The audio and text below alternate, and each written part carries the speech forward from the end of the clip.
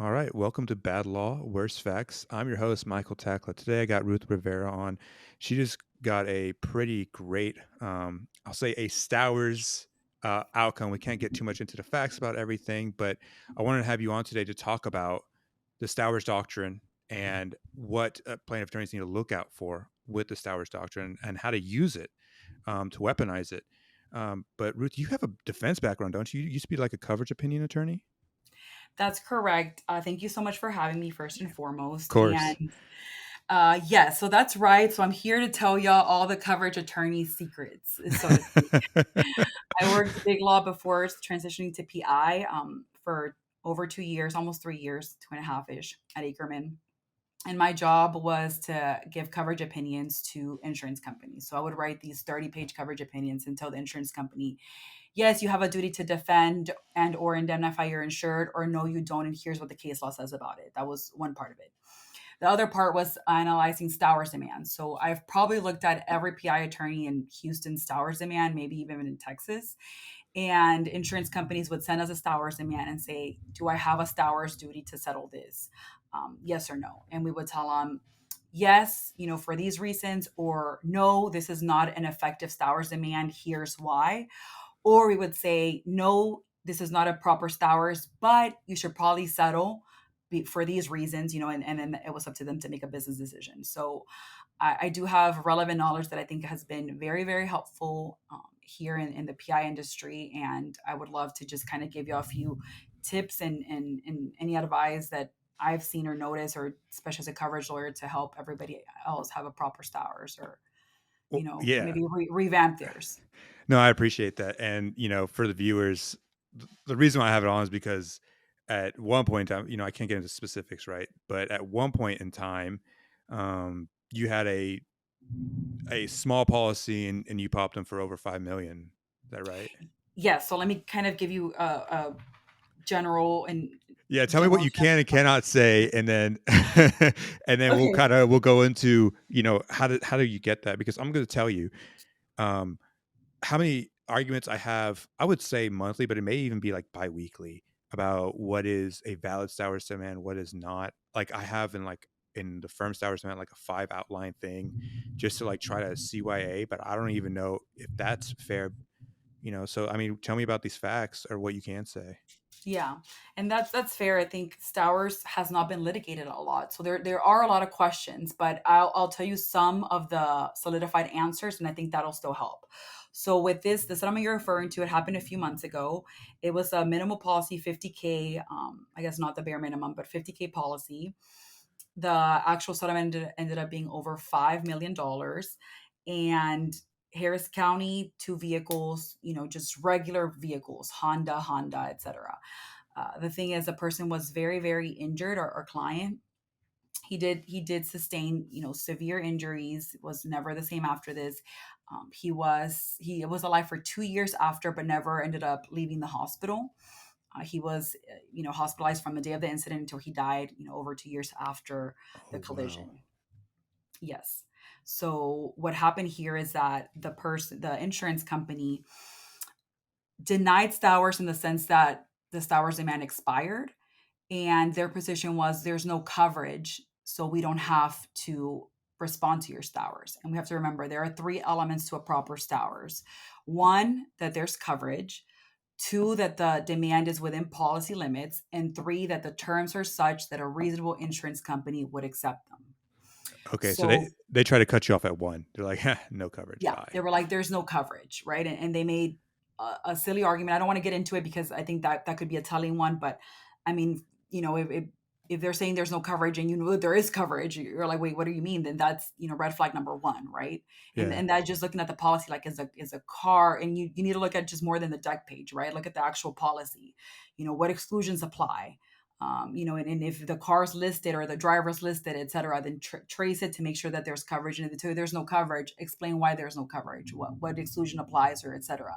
So that was their reason for not responding to the Stowers. They were saying that there wasn't coverage. And they let it expire. And then afterwards, this case came from a referring attorney, and this conversation happened with the referring attorney. Referring attorney knew, he's like, there's something not right here. like this is for sure covered. And he did his research actually, and he was like, wait, what are you like? Yeah. What you're saying doesn't make sense. There is coverage, and they were just, as insurance companies typically do, saying no, there's no coverage, so we don't have to respond, denied Stowers.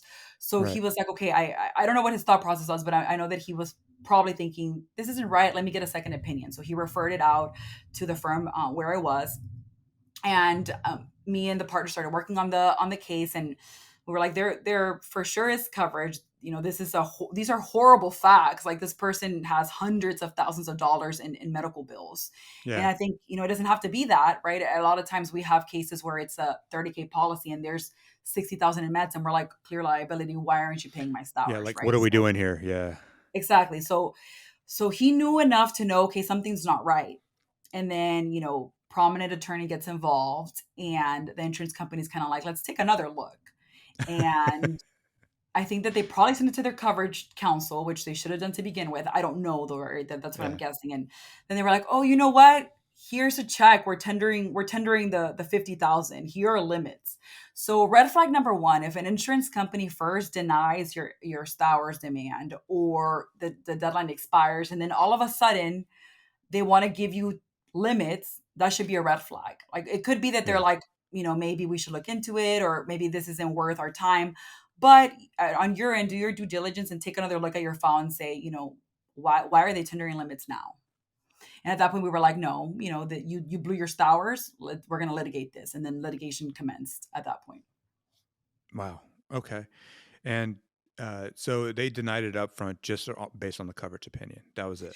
Yeah, they were just saying there's no coverage, right? And And then yeah, and they're hoping that because like from a pre-lit, I'm assuming that this happened like pre-lit, right? Like right after collision happens, what does the attorney do when he signs up a client, sends a letter of representation to the insurance company? Insurance company goes and looks into it and says, "Oh, yes, there's coverage," and sends you a letter, or says no coverage and sends you a letter, right? Is that when they yes. So okay. that's a great point. So that's typically how it goes. And then if they say, oh, there's no coverage. Okay, they can tell you that. I mean, what are the consequences for that? So this attorney was very astute and said, here's the Yeah. Stowers, right? Because then at that point, what they say about coverage is binding, because you have to analyze as an insurance company, is there coverage? Is the demand within policy limits? And are the terms so that a regular, a reasonable insurance company would accept them? So what he did is that they had conversations. Oh, there looks like there might not be coverage. So he thought, Yeah. okay, well, let me have you stand by your word, insurance company. Here's the Stowers demand. And Yeah. they denied it because they said, oh, there's no coverage. So that's how he was able to hold on to that argument and have a Stowers case, because the Stowers demand expired and they said there's no coverage, etc. God. Okay. And so and then when you guys got the case, I mean, did you guys just immediately file it or Yeah, so we filed a lawsuit. So it was one of those things where a conversation was had, and we looked at things and we were like, yeah, they should have totally accepted this. They were wrong about there not being coverage. yeah. Let's file the lawsuit. And it's one of those things where you're gonna have to go through all, like, it's you're gonna have to litigate the case, and then it's two trials. Remember that, right? You first have to go to Yeah. trial, bust policy limits, and then you have to go and do the Stowers case. So in your mindset, that's what you have to be ready to do. So you have to Right. be pretty sure that you have a Stowers case, because you're gonna spend all the time litigating and all that, and then to try and go after the Stowers case. So here it was one of those things where we got the case and we were like, okay, yes, they should have accepted the Stowers demand. They didn't. So now we're going to litigate it as much as we need to until the insurance company understands that we understand that we have a Stowers case, and they're willing to actually bring real money to the negotiation table. So that's crazy to me. And let Because me let me let me yeah. draw let me give you another case that I think is more common in our field. Okay. So I have another Stowers case, right? And this one was a 30K policy, and yeah, it was a 30K policy. Our insured was very injured. His truck was destroyed, and he went to the hospital. I mean, his he got out the next day, but his bills were maybe like from the hospital like 50,000. This is a $30,000 policy. Okay. He didn't have insurance. He couldn't really do a lot more treatment because he was going to go bankrupt trying to get treatment. Right? If there's only Yeah. 30,000 in this policy, like, Like can you yeah. even treat? Right? Right. So he was in a very difficult situation, and we were trying to get the ball rolling, get the Stowers man out fast, and try and get him some money. And the insurance company said, but they actually never responded to our Stowers. They never responded. Oh god. Yeah. I'm okay, let me guess. Did you send the Stowers, like, right when you got the ER records? Like, you didn't have them treat any more than that? Like, Yeah, or we maybe you did, I don't need to know that, but, yes. you when you The got the ER records in hand, you're like, "Boom, here's the Stowers, send it off," right?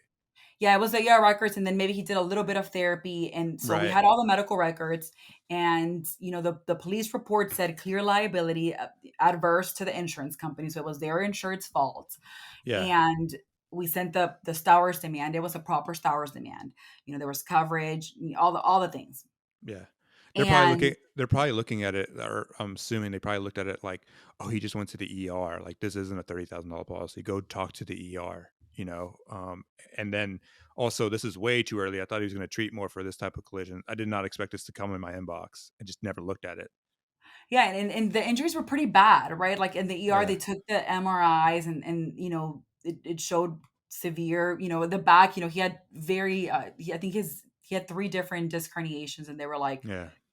2 mm or something each. So Yeah. it's not like he just had soft tissue, or even then, I mean, there's arguments to be made either way, but Sure. it was just At one the of end of those the day, things. you have a $50,000 ER bill already and a $30,000 policy, right? Exactly, Okay. exactly, and it's your insured's fault, right? Yeah. And there's coverage. Our demand was within policy limits.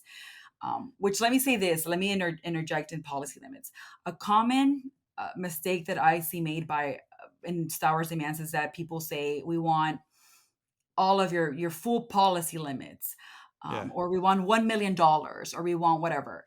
You have to remember that there are some policies that have eroding limits.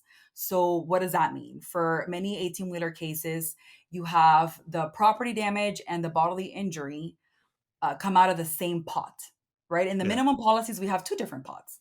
A Right. lot of 18-wheeler cases, or trucking coverage, they have one pot.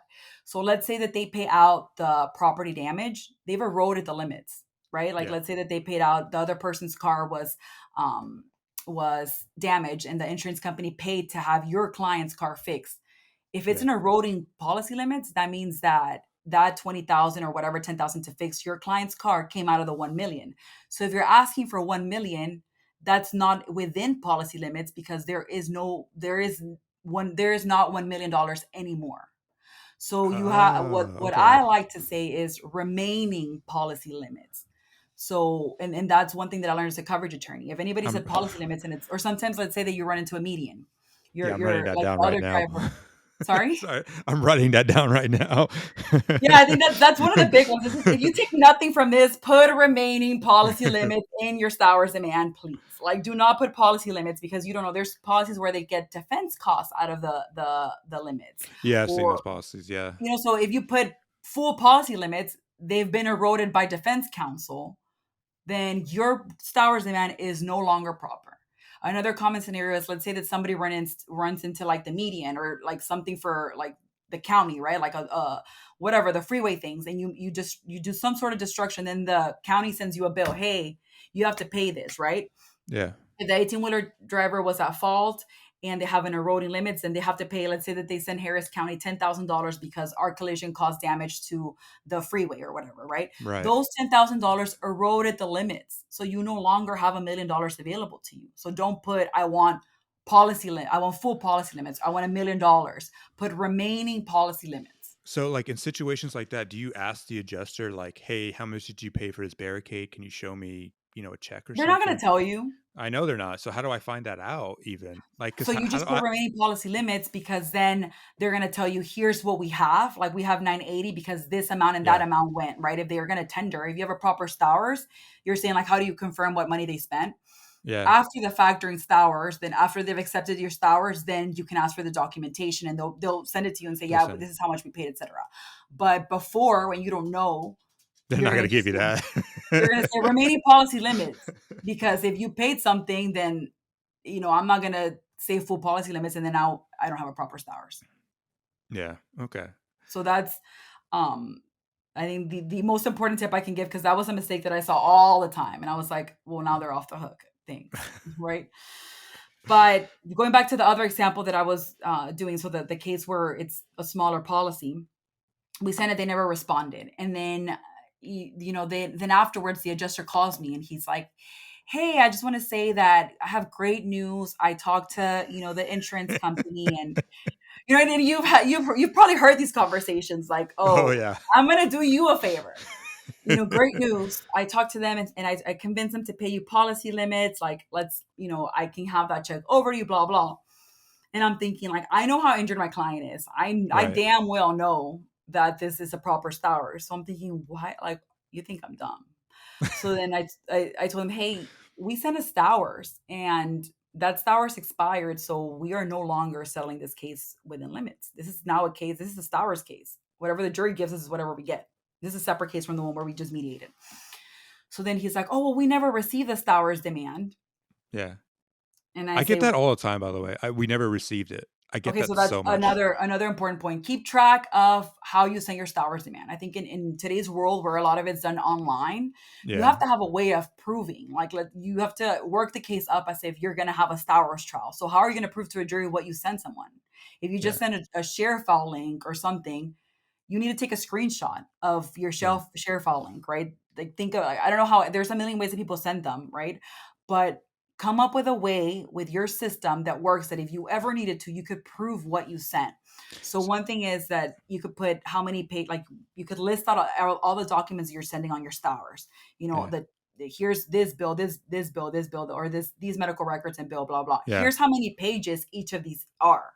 Because if you ever go to the Stowers trial, then a jury's going to know, like, hey, I sent a link, here's a screenshot of the link, and then my Stowers demand says that these are the same documents I said, and I put the page number. Maybe the link expired and I can't show you right now, but the jury will know, okay, you're Right. saying that it's 58 pages, and here I see that this title, and now you're showing me the 58 pages, right? Like, they're Yeah. going to know, yeah, these are the same. And the jury's going to believe that I know that because you have Yeah. some way of tracing what you sent.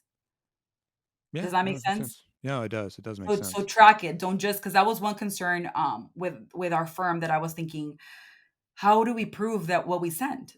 If I go to trial on this, what? So then that's what we started doing, screenshots. I take a screenshot of what I sent, and then Yeah. maybe write down the page numbers and the demand. It's more work, 100%. But if you're really committed to making sure that you can catch these Stowers cases, because in the end, they're great for your client. Yeah. After, and I'll get into that as to, like, just how much of a difference it made for one of my clients, but you have to be able to trace it. So I think it's worth the work. So back to the second example I was talking about. So this case, so then he says, we never received it. So I said, okay, well, I have the receipts. So then I forward him, and I'm like, here's the email that I sent you. Here's the link, and the link was still active. Yeah. And some people choose not to leave it active. We had them. We have a separate folder for demands, and Right. the link from that demand is always active.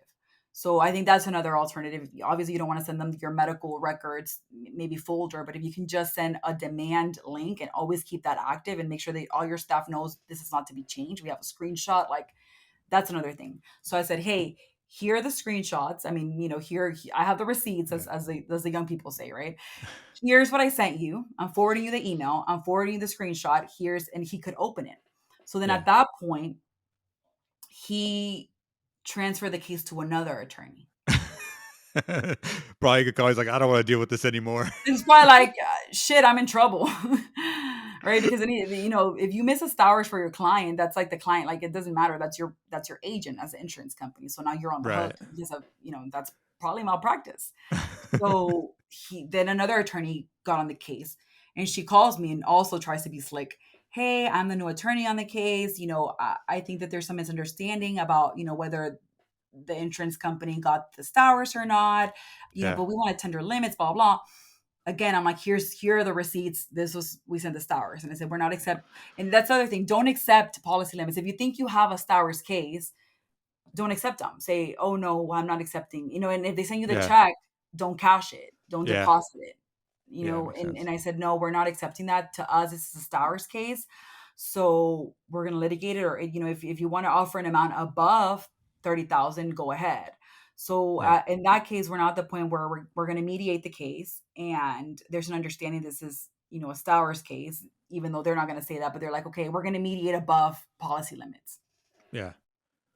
So, it's kind of interesting you said that because I had one where they said we never got the Stowers demand, and they accidentally produced it to me in discovery.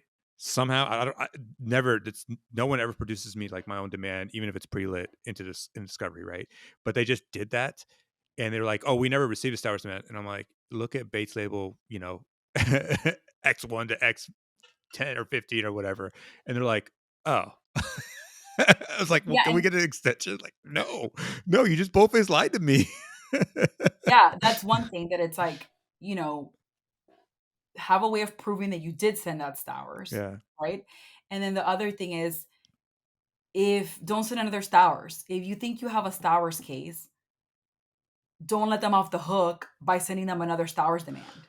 I was gonna ask you that. So let's talk about that. So if you send a Stowers demand, right, and then they let's just say blow it, they don't offer anything in that time period. Um, I mean, you don't have to send a new one, or in fact, if you do send a new one, it renews their ability to accept a Stowers offer. Is that right? 100%. And I think Okay. that's something that I actually had to think through and talk to a partner about Yeah. because I thought, okay, I think I have a proper Stowers, but should I send another one now that there are more facts? Because here's the other thing, right? Like when they're analyzing Stowers, it's at that point. Does it make Right. sense for them to settle at that point? Obviously, afterwards, there's going to be more information. So, like, if you know that it doesn't make sense for them to settle pre-lit, but then after litigation, there's a lot more facts and stuff that you're like, Yeah. okay, they should. Then at that point, it may make sense for you to send another Stowers if you think, okay, well, the first one probably wasn't a proper Stowers because it Yeah. wouldn't have made sense for them to tender this policy. But now with all these facts, now we found out this guy was drunk and had crashed a million times, then it makes sense that you can send one. But if you think you already have a proper Stowers first time around, Yeah. don't send another one because then, like you said, now they get to accept the second one and then you're done. Hmm. It's kind of funny. It's like, when I first started on, I've stuck to it is that because a lot of the cases I get are for litigation purposes, right? From other law firms. And what I learned is the number one time to do it is after the plaintiff deposition, right? If the plaintiff's deposition is taken, send a Stowers. And at that point in time, the insurance company should have enough information or have had the ability to go get enough information if they thought of something. And so, I've done that, and then I'm not gonna lie, I think I have sent a Stowers a couple times on cases, but now I'm not gonna do that. That's definitely not gonna happen. Yeah, not if you thought the first one was proper. I will say this, like sometimes Right. you get a case from a referring attorney, you have to look at their Stowers. What did they send? Because if their Stowers was deficient, then you Yeah. want to send one because they didn't do a good job. So I So will say that. so let's talk about, that third prong. Because is it like an objective standard? Is that how it's looked at? Like from the insurance, you know, uh, So policy that's holders like idea? Is that an for objective sure standard? the hardest. That's for sure the hardest Yeah, it's prong, so obviously, because hard. it's like, would a reasonably proven insurance company have accepted this Stowers demand? Like, what does that mean, right? And that's the hard part because it's different. Like Stowers is a very, very, very case specific analysis. Like Sure. you can't just it's not a blanket thing, right? Unfortunately, that's the bad news I have today. You have to look at like what facts did you have on the day that you sent your Stowers and what facts did you provide to the insurance company? Yeah. And what could they have done, right? Like what could they, did they talk to their insured? Did their insured's, version of events make sense? They probably took a recorded statement, all these things that we may not know until later, but Right. right, like you really have to take it the day that I sent this Stowers demand, was it reasonable?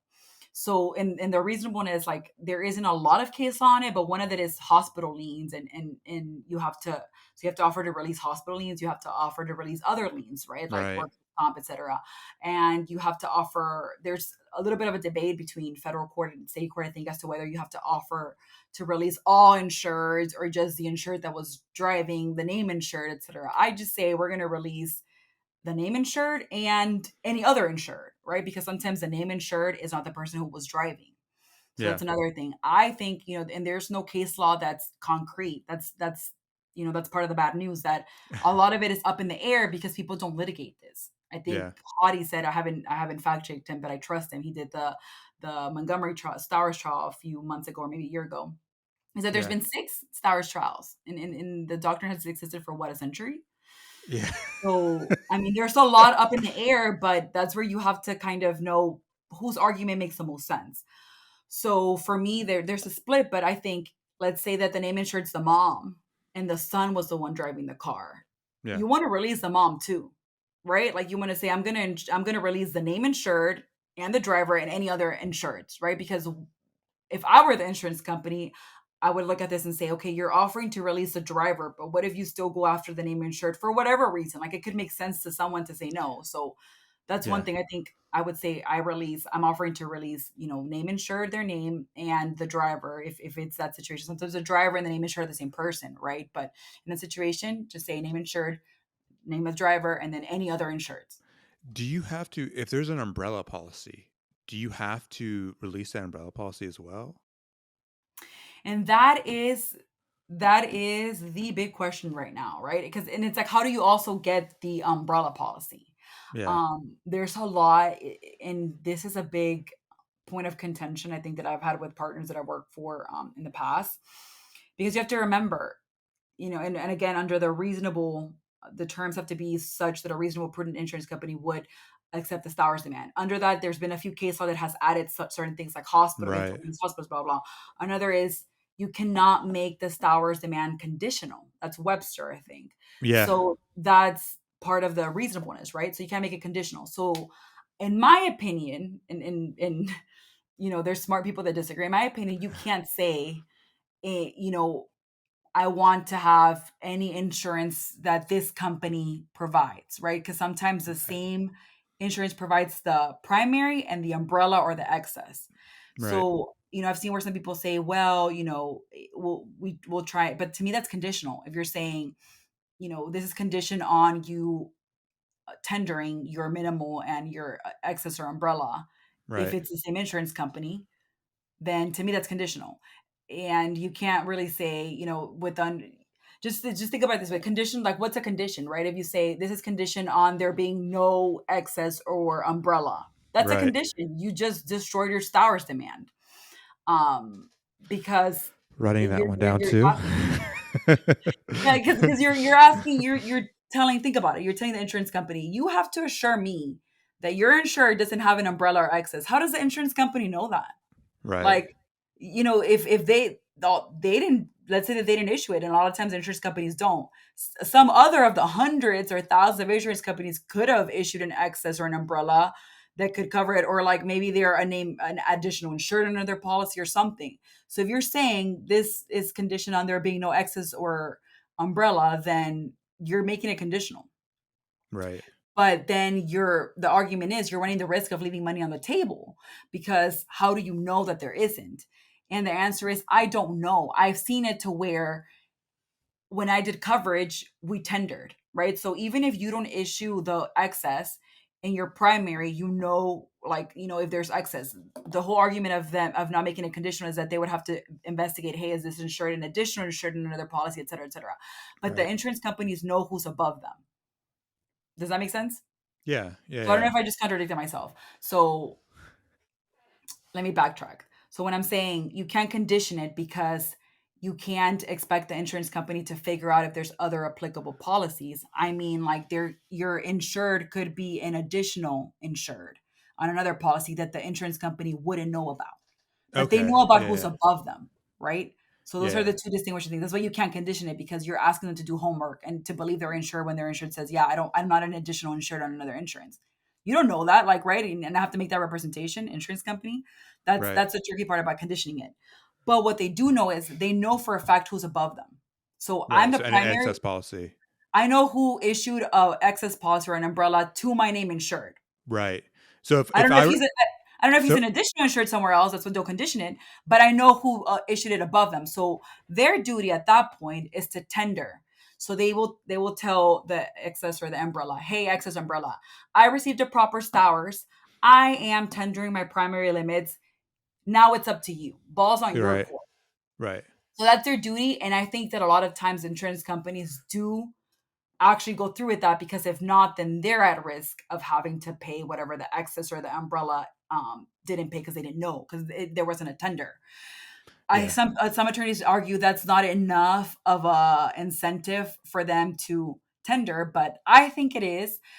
I think that if you make it conditional, you run the risk of not getting any money at all. But that's the thing, that's the only incentive we have, that the primary is going to tender to the umbrella or to the excess because they have a duty to, and if not, they could be on the hook.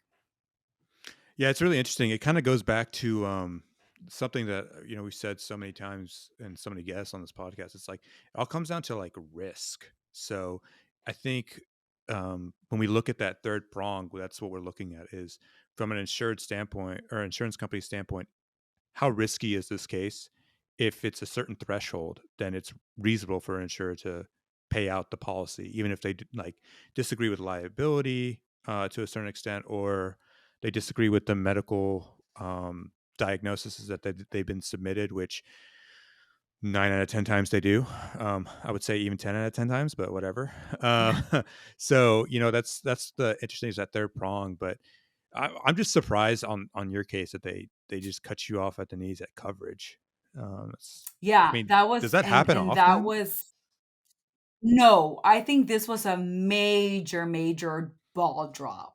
Yeah, And I think that sometimes insurance companies go through phases where they aren't hiring well or not checking people. yeah, So a lot of times, like in my job as a coverage lawyer, we worked for an insurance company who had gotten hit with an excess or mediation or something, right? That they ended up like an adjuster dropped the ball.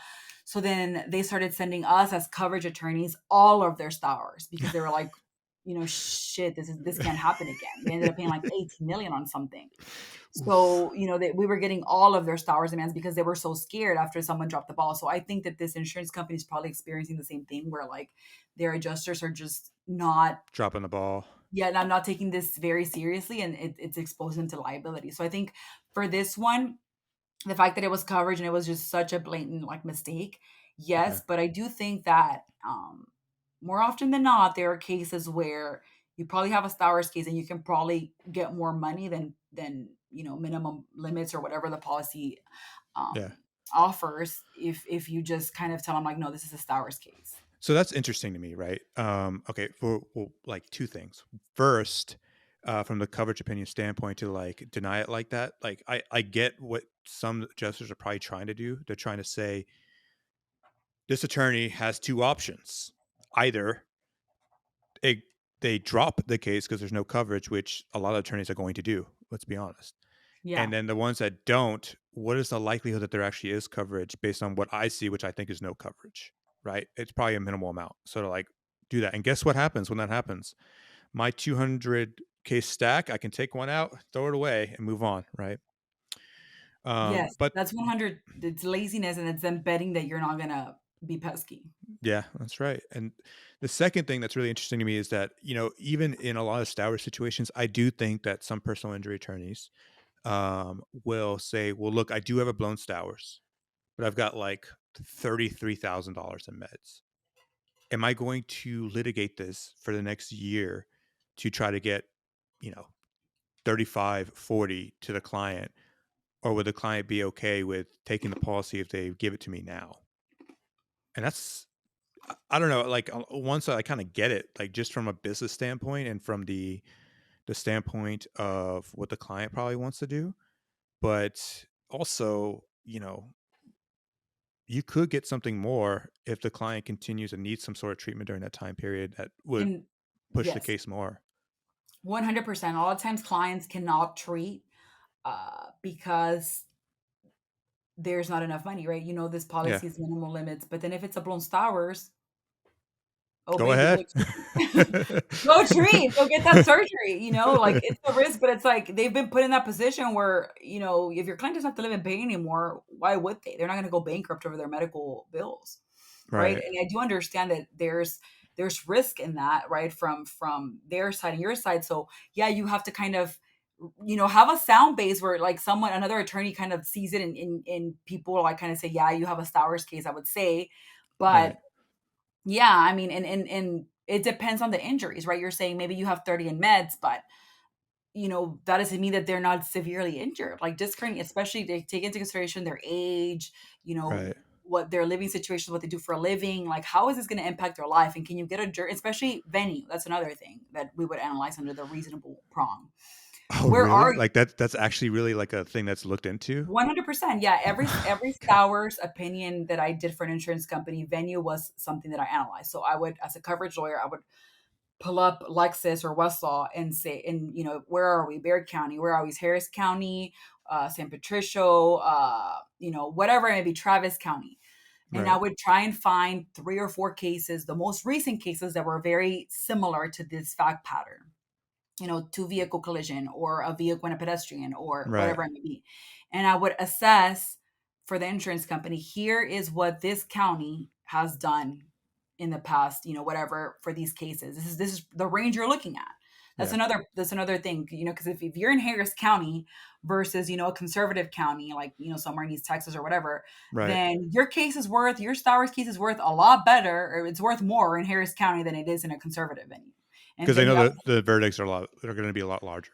Exactly. So As that's one thing you need to take into consideration. Like if you're in Waco or if you're in, a Brenham Montgomery. or Montgomery, yeah, like okay. But even in Montgomery, right? Like, Proven body false, worn. apparently. Everybody hates insurance companies. No, but I mean, yeah, for sure, your case is going to be worth more or less in Yeah. liberal counties because liberal juries understand the mental aspect of an injury. And I think conservative juries have a little bit of a harder time granting those because of many things that we don't have time to get into. But Right. venue is 100% something that you should take into consideration and that insurance companies do. I never did a Stowers demand where I didn't include venue analysis under the third prong. Where are you? Because Really? that's going Okay. to affect the value of this case and also the attorney, right? Like, if you think you may have a Stowers case, and you want to involve, a high stake attorney that whose name carries weight, that may be good. That may be to your advantage because they could also be the person that says, yeah, I'll take this to court, or here's how much you could get, etc., or not, right? But Yeah. those things do get looked into. Really? Okay. I mean, I assumed they probably were, but I didn't know the coverage opinion attorney on the case is like, all right, look, I'm looking at, Harris County venue or this venue and being like, yeah, this is reasonable as an insurer because we have to look at that. That's all right. 100%. So, that's another thing to take into consideration, right? If you have a case that you think it's a Stowers case and it's in Waco, Yeah. okay, still look at the injuries and all that. But if it's in Harris County, like you're already counting on, some mental anguish, these juries Yeah. are going to give you that. So your case is worth more. Absolutely. Man, it's been really informative. If you Good. could, yeah, I wrote a couple things down. Now I got to go scream at my staff. Thanks. No. If you could give young attorneys, one piece of advice, what would it be? I am a young attorney. I mean, yeah, okay, but I'm talking like first, second year. um, Man, work hard. I mean, that's a cliche, Yeah. but you have a lot more leverage in life when you're a hard worker. So and I 100% agree with you. And here's the interesting thing: like in our profession, what's really interesting is if you work hard at learning your craft, it only makes you like there's a direct tie to how much more money you'll make. And to I what think demands about you that. can make, like salary or, percentage or whatever it may be. Yeah. Like I will say that, like I think a lot of people criticize our generation, and say, y'all are not loyal, et cetera, et cetera. I think that loyalty is a two-way street. You're loyal to Yeah. me, I'm loyal to you, right? And I think a Yeah. lot of people expect loyalty to be a one-way street. You have to be loyal to me, you have to be loyal to my firm, you have to be loyal, etc. No, I don't, right? Like it's a two-way street. So I think Yeah. work hard because then at that point you can make the demands that you want, right? You can tell your employer, no, I want more money. My work is worth more money. Or, Yeah. no, I want to get this percentage or that. Like it puts you in a much better position in life because if you work hard, other people are going to see that and be more receptive to your demands. It Yeah. gives you more options. Other people, you're going to be desirable to other firms, to other, Yeah. a lot of 100%. things. And then it also, if you're willing to work hard, you're willing to learn your craft, right? Go to a conference, read the monthly newsletter of the litigation, Yeah. or insurance section of the bar, or whatever it may be. Like it sucks. No, like let's admit it. Like, right, putting in the work is not a lot of fun all the time, right? Because if you go to a conference, guess what? You still have to catch up on your work over the weekend. Yeah. The work Or if doesn't you read disappear. this, that's, one less episode of, Friends or whatever that you watched. Friends. Friends is That's my favorite fun. show. Oh my It's my God. favorite show. I was a So, it's Seinfeld like guy, but you're sacrificing time. It's 100% true, but it's going to be worth it if what you're looking for is money. If you're looking for work-life balance, then okay, that's different. right. No, that makes sense. 100% makes sense. So, if someone has a blown Stowers case and they want to talk to you about what they should do or coverage, or maybe even team up with you, how would they contact you? So my cell phone is 832-366-1208. Shoot me a text and tell me your name and stuff because I usually keep my phone in my drawer. I'm very ADHD. So my phone stays in my drawer for a big part of the day. I check it periodically. But if I see a missed call and I see a text and say, okay, and I'll text you, let's schedule a time, right? Because night times, sometimes it's a little bit better to sit down and think about these things and have an open discussion. I don't have like, hey, you need to get discovery at the door. You need to get, Yeah. for 30 cases or whatever it may be. So just shoot me a text and call me. Perfect. Thank you so much for coming on. I appreciate it. I wrote a lot of stuff down. I hope the attorney listening to this did too. I'm gonna have to go and revamp my Stowers And I do have one demands. more thing. Hold on, before I forget, I took Yeah, notes and I'm looking at them. One more thing. Um, if you think your case is big enough, right, and you don't want to send us Stowers because you think that there's a chance that there's access that you would for sure be able to go after, yeah, then start litigation and then ask for their just well, disclosures are not automatic. Get their disclosures and then get a ROG. There's no more. Do you have umbrella or excess? And that way you know for sure, and you can send the Stowers after that. do you think they ever hide them, like their umbrella policy, because they just don't think it's going to reach it? So they're like, don't know what you're talking about. I don't I don't know, but that's what I'm saying. If your case is big enough, send a Yeah, ROG because that's under oath. yeah, And that makes people think, like, an attorney's gonna say you can't lie about that. You're sure you don't have any more like defense counsel because you're gonna sign that and get a verification, right? Now you're under oath saying that you don't have access or umbrella. we had a case that an umbrella policy showed up, you know, three-fourths way through the litigation. So ever since then, I just don't trust anything. I think it was an honest mistake. I really do. But now I'm But you just also have like, to you have to check your disclosures, right? Because a lot of times they won't give you the policy or they won't even yeah, respond to that part or they'll just give you the deck page. yeah, Ask, like, follow up, and that's another thing. Ask for the whole policy because the policies have who the excess or the umbrella is, the whole policy. The deck page yeah. doesn't.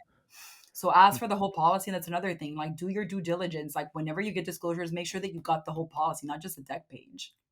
And if you Okay. didn't follow up, Now I have to write something else down. Thank you. All right. Well, look, thank you so much for coming on. I have a feeling you're going to come back on because this was really helpful, and I'm sure there's going to be a lot more questions that I get about it. So, just heads up. sure. But thank you so much for coming on, and I'll talk to you soon. Okay, sounds good. Sounds good. Thank you for having me.